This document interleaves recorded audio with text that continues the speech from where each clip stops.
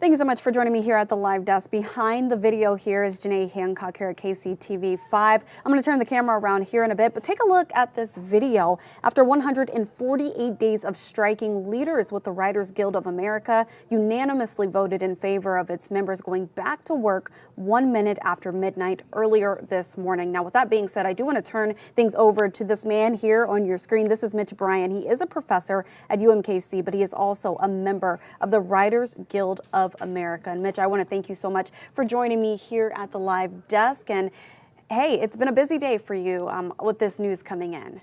Yeah, it's very exciting news. It's been a long slog, long summer. It has. And, you know, I do want to touch on just who you are and just your experience. So we do know that you have written for major networks like HBO as well as FX, and you've co-created and wrote episodes for Batman, the animated series, and co-wrote the NBC miniseries, The 70s. So you are a busy man, very talented.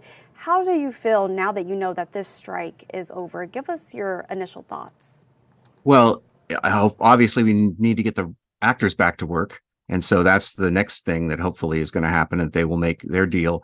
But this is a long time coming. It needed to happen. It's these are gigantic multinational corporations, and it's not like you're striking against somebody's family business, you know, as the old studios used to be. So there were a lot of things that have to be addressed in the wake of the pandemic and streaming and so many things that have changed. And speaking of things that need to be addressed, taking another look at that video, just breaking down the details of the new contract, we do know that the tentative contract with the major studios includes pay hikes, it includes stronger benefits, protections against the studio's use of artificial intelligence, and guarantees for streaming compensation. But nothing is set in stone just yet. And knowing that nothing is set in stone just yet, what are you thinking? Are you hopeful that it will be here soon?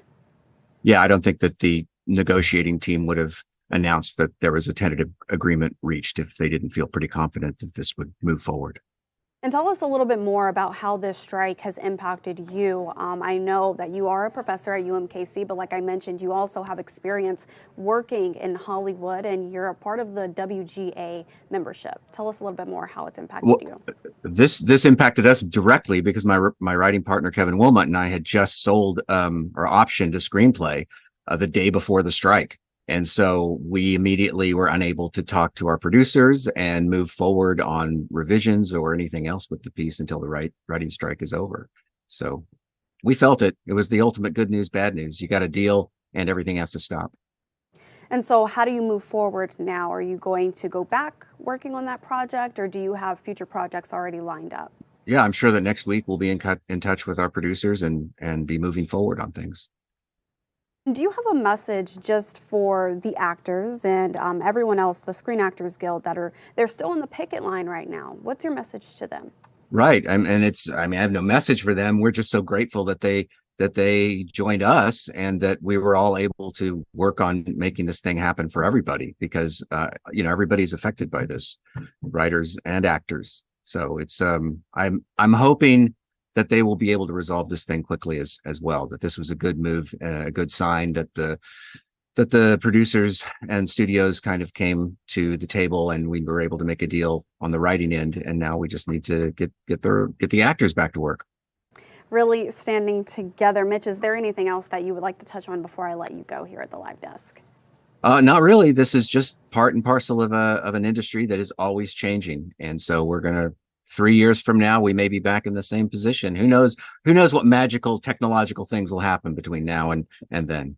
A lot could happen. Again, taking another look, one final look at that video. I do also want to touch on this. SAG-AFTRA leaders say that they are, quote, committed to securing a fair contract as well. But that is the latest information. After 148 days of striking, leaders with the Writers Guild of America voted in favor of its members going back to work. And they are all back at work, most of them, today. Thank you so much for joining me here at the live desk. I am Janae Hancock.